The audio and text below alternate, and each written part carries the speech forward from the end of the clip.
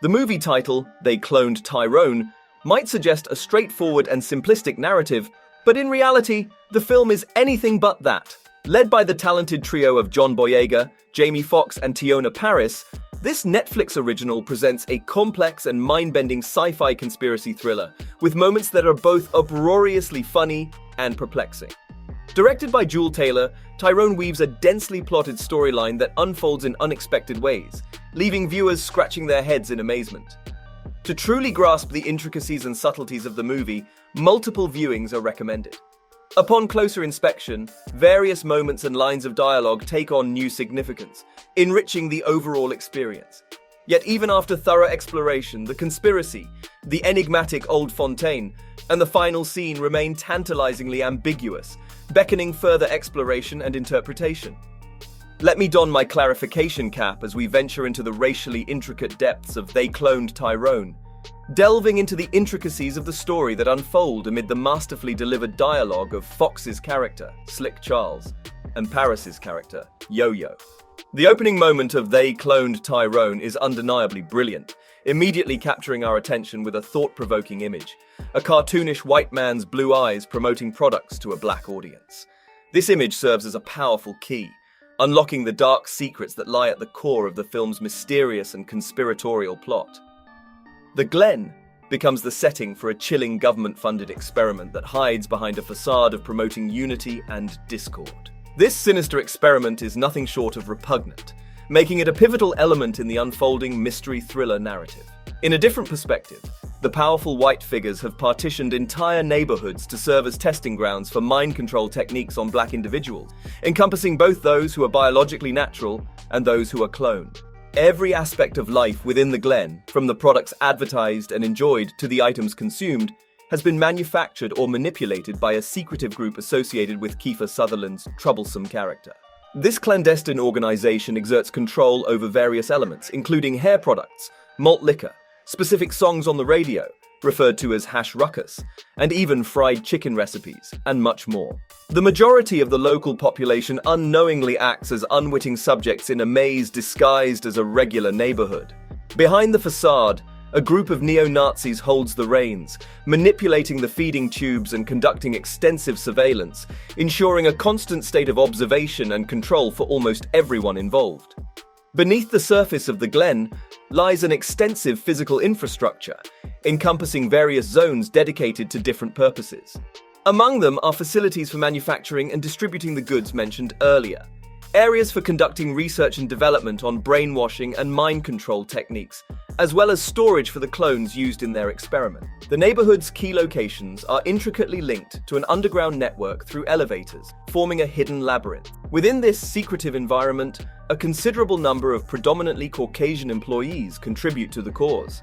Among them are scientists, security guards, federal agents, and stockroom workers, all playing essential roles in advancing the agenda of this covert operation. In both the underground facilities and the visible streets above, the powers that be propagate various forms of one equal race propaganda. Their utilization of clones serves a dual purpose, as an immensely costly means of population control and as a way to avoid causing unnecessary alarm or concern among those who have not yet undergone cloning. As depicted in the film, there are instances where clones are introduced into their respective roles, even while previous versions of them are still alive and active. This practice extends the scope of the ethical nightmare, adding complexity and moral dilemmas to an already disturbing scenario.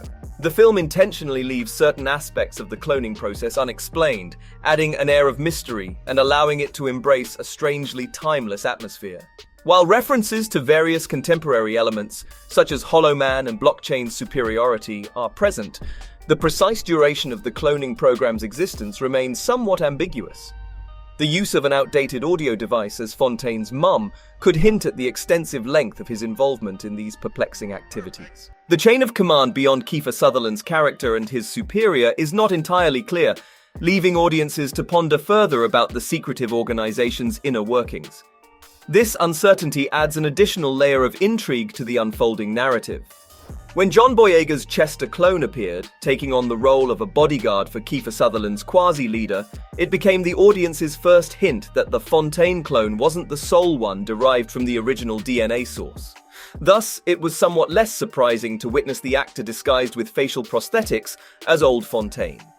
Although initially presented as the original version, given the complex nature of the plot, one can speculate that even he might be a clone himself.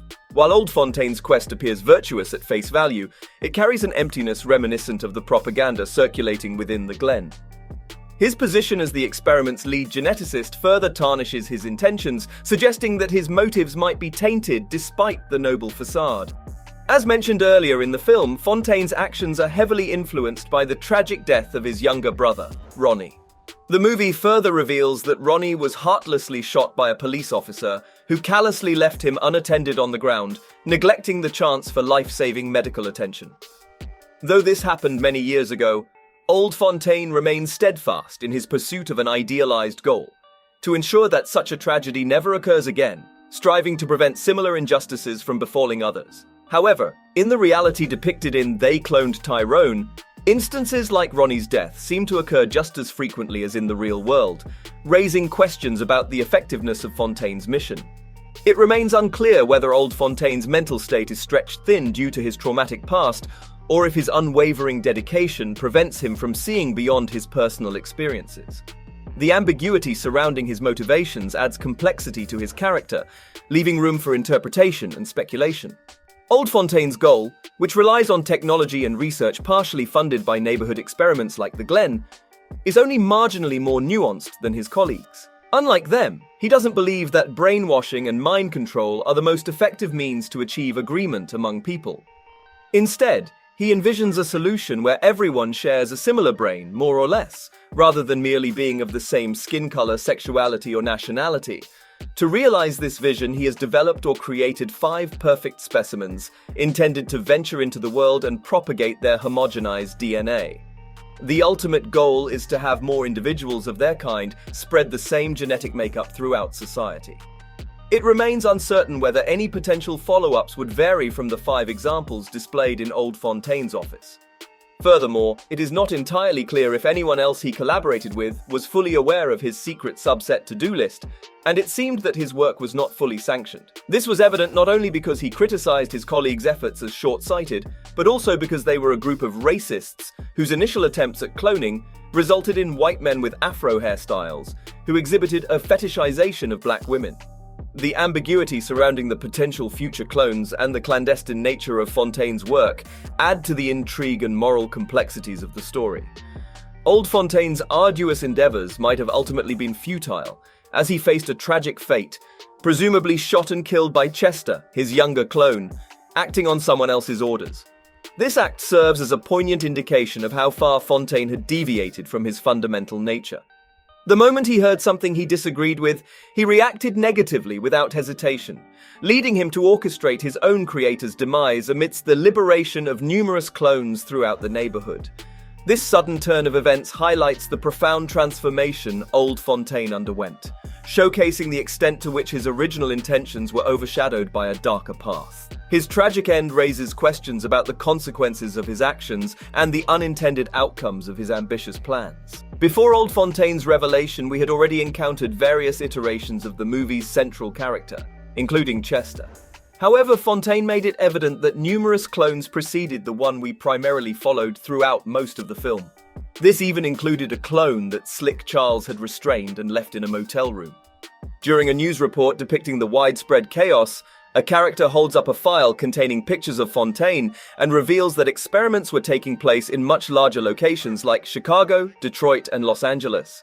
This revelation unveils the vast scale of the cloning operations and the extent of the clandestine experiments occurring in different cities, adding an additional layer of complexity and intrigue to the narrative. In the concluding scene of They Cloned Tyrone, following the end title card, we witness another John Boyega character waking up and going through an eerily similar daily routine to Fontaine's, complete with activities like buying lottery scratch-offs, working out with weights, and indulging in 40s. However, it becomes evident that this scene takes place in Los Angeles. As he spends time with his friends, they come across a breaking news report about the Glen's clone situation, solidifying the connection of this scene with the rest of the film's timeline. This final glimpse leaves the audience with a sense of continuity and intrigue, hinting at the ongoing impact of the events and themes explored in the movie. The room fell into a state of shock as a Fontaine clone unexpectedly appeared in the midst of a crowd. One of the friends in the room turned to exclaim, "Isn't that you, Tyrone?" This remark humorously and subtly addresses the film's title, just moments before the fantastic Who Cloned Tyrone rendition by Erykah Badu. This scene serves as a clear indication of the advanced stage of the experiments happening beyond the Glen. It reinforces old Fontaine's assertion that his work will persist in some form, regardless of the revelations made public by Slick, Yo-Yo, and Fontaine. The implication is that the cloning operations have reached a level of sophistication and dissemination that extends beyond the initial scope, raising intriguing possibilities and potential implications for the future. As the story concludes, our trio of heroes set their sights on a journey to Memphis, with Yo-Yo leading the charge, embodying motivation and authenticity as a genuine human, although the certainty is uncertain. While the possibility of sequel ideas remains unclear, the late-stage introduction of Tyrone undoubtedly leaves the door open for a potential uprising on a larger scale in Los Angeles. However, even if a sequel doesn't materialize, the ending doesn't leave us hanging on a cliffhanger that demands resolution. The narrative provides a satisfying conclusion while still leaving room for viewers' imaginations to ponder the characters' future endeavors and the potential implications of their actions. In my opinion, They Cloned Tyrone stands as one of the finest sci-fi thrillers available on Netflix or any other platform. If you have a Netflix subscription, I highly recommend giving it a rewatch after reading this, as you'll likely discover and appreciate all the cleverly placed clues throughout the movie. The film's intricacies and captivating storyline make it a compelling and enjoyable viewing experience worth revisiting. So that's all from today's video. If you enjoyed it, remember to leave a like, subscribe and ring that bell icon so you never miss our upcoming videos. And don't forget to share your thoughts in the comments section. Stay tuned, and we will catch you in the next video.